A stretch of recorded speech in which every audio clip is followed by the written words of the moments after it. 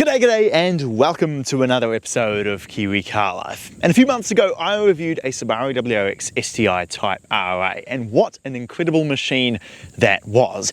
8,000 RPM boxer 4 with incredible straight line performance, short ratios which I love, and the most phenomenal slingshot handling through corners thanks to the symmetrical all-wheel drive system. In my opinion, the WRX STI from that generation was far superior to what Mitsubishi had to offer.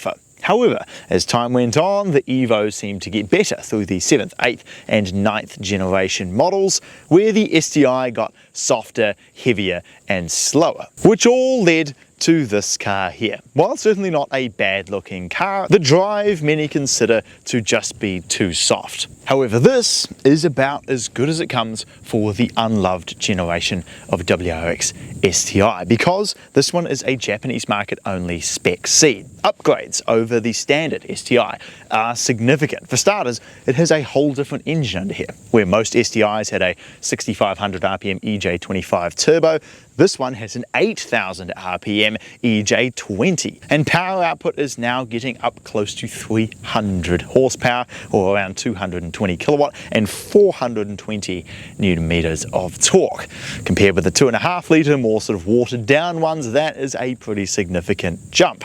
And it's paired up with a very close ratio 6-speed manual transmission, with power still going to all 4 wheels. So compared with most STIs, this one at least has the right engine. It revs, it makes a lot of power, and this one's been modified too. It's got a tune and a downpipe to push it up to over 300 horsepower and 450 newton meters at all 4 wheels, which is some pretty hefty numbers. It's also got Bilstein suspension, Brembo brakes, some stiffer anti-roll bars underneath, along with a whole lot of weight-saving measures throughout, and an intercooler water spray like what the STI Type RA had, to create what is unquestionably the most hardcore WRX STI of this generation that you can get, which I like. The interior is not half bad. The parts of the car that you use the most often are definitely pretty good. The steering wheel looks very boring and bland, but at least it feels quite nice. The seats are actually really excellent. They hold you in very well with these nice aggressive bolsters, but they are soft. They're still comfortable. This has a fantastic feeling, short throw,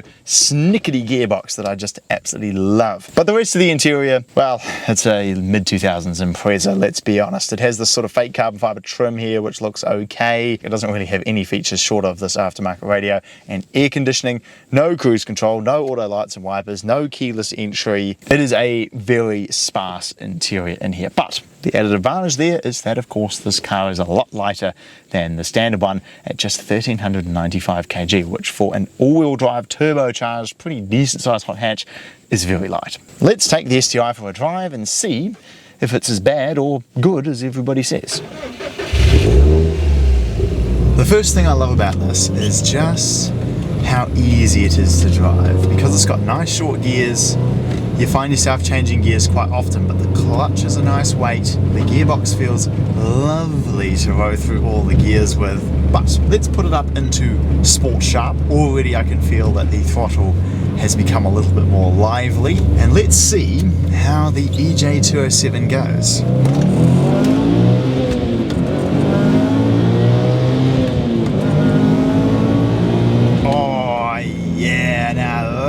Is what you expect when you drive an STI. Lots of RPM, lots of boost, and just incredible. Oh yeah. Incredible performance. The sound is maybe a little bit bland, just simply because it's an equal length head of flat 4, but it certainly delivers really outstanding performance. And on a back road, this thing is just blisteringly fast, man. Wow, yeah, that is a lot of power for a road like this. And you can feel how stiff the Bilstein suspension is. You know, you kind of expect a more soft experience just because the rest of the car is, you know, just kind of feels like a normal Impreza or even just a normal WRX. But no, man, this thing, really raw driving experience. Steering feel is absolutely fantastic. I can just tell exactly what the front end is doing, and it's really fast steering. This thing just changes direction so well. And the handling, it has that same sort of slingshot acceleration. Oh yeah, on corner exit you can just feel how the four-wheel drive pulls you out. The gearbox and gear ratios are properly well sorted in this car. You find yourself always wanting to change gears just for the heck of it. And just look at this, corner exit, foot down.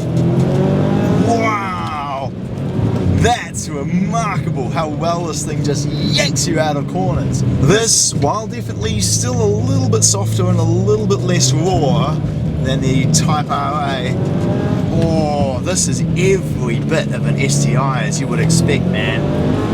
Man, it's quick. Obviously helps that it's tuned, but this thing, this is a serious performance machine, man. I like this a lot. This thing is great. Foot down. Oh, the way it drags you on corner exit, it's addictive. This is what they should have made all the STIs like, and I reckon then, with 300 wheel horsepower at your disposal, and this raw and engaging 8,000, listen to that, 8,000 RPM boxer 4 up front. It feels like an early 2000s, if not even like a 90s car in terms of rawness, but it has just enough of that modernness to it to make it usable every day, but still, absolutely shriekingly fast down a road like this.